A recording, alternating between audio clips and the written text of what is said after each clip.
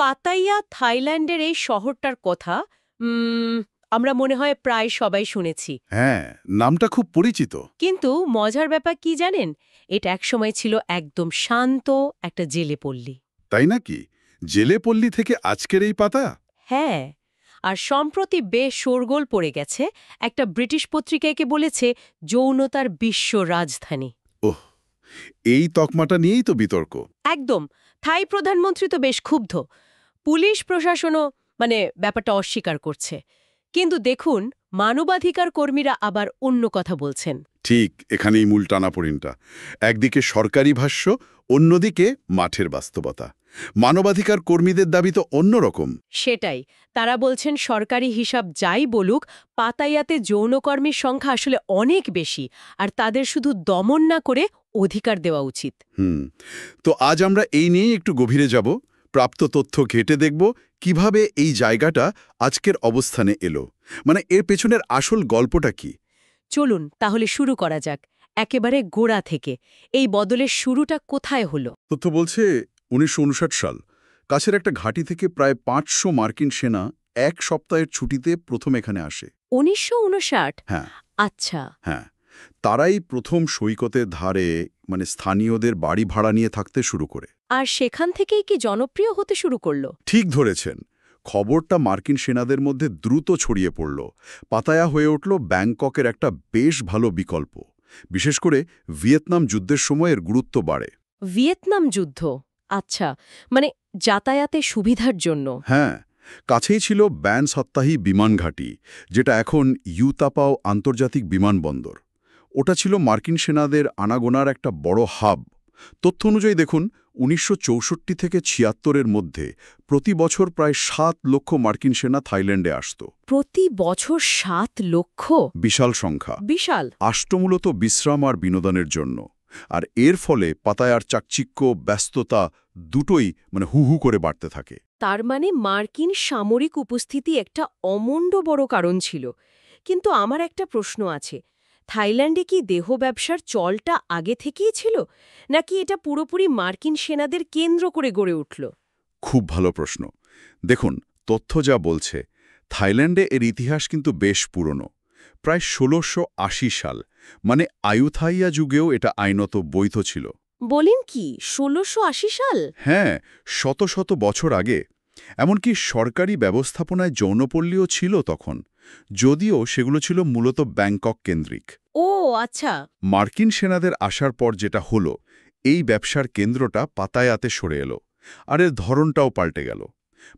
স্থানীয় যৌনকর্মীরা নতুন খদ্দের, ডলারের হিসেব, এমনকি মার্কিন সংস্কৃতির রক অ্যান্ড রোল এসবের সাথে পরিচিত হতে শুরু করল।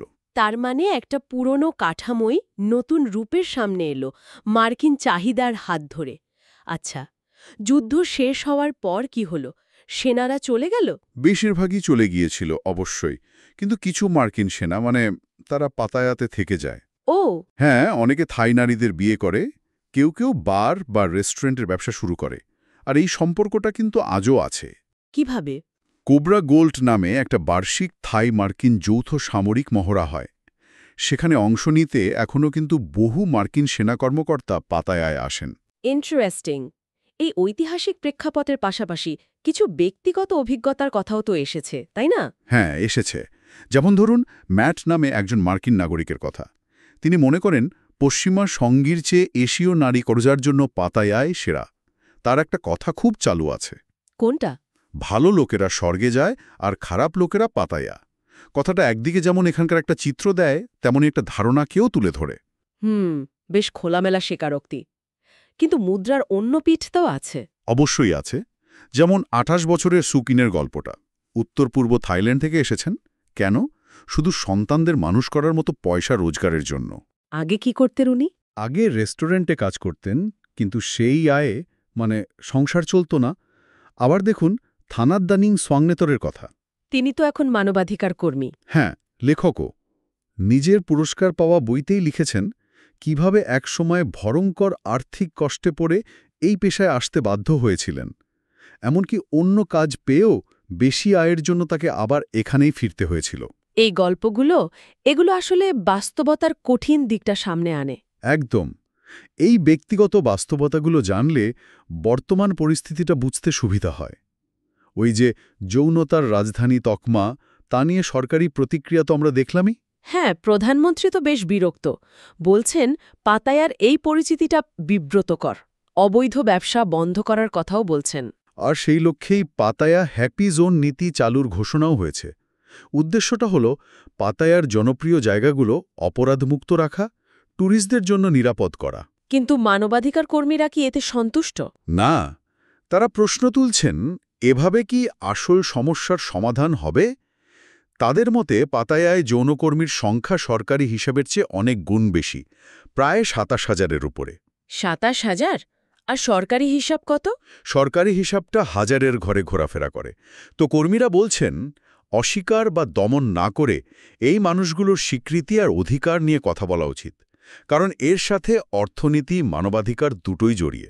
তাহলে ব্যাপারটা দাঁড়াচ্ছে একটা শান্ত জেলে পল্লী, তারপর মার্কিন সেনার উপস্থিতি, থাইল্যান্ডের নিজস্ব ইতিহাস আর কঠিন আর্থসামাজিক চাপ, সব মিলিয়েই আজকের এই বিতর্কিত পাতায়া। পরিচিতিটা সহজ না, কিন্তু কারণগুলো বেশ জটিল। একদম ঠিক বলেছেন। এই যে জটিল ইতিহাস, অর্থনীতি আর অসংখ্য মানুষের ব্যক্তিগত গল্পের মেশক্লা, এটা বোঝার পর একটা প্রশ্ন কিন্তু মনে আসে। কী প্রশ্ন? সরকারি অস্বীকৃতি বা কঠোর নীতির বাইরে গিয়ে এই মানুষগুলোর বাস্তবতা স্বীকার করে পাতায়ার জন্য কি আরও মানবিক আর বাস্তবসম্মত কোনো ভবিষ্যৎ ভাবা যায় না?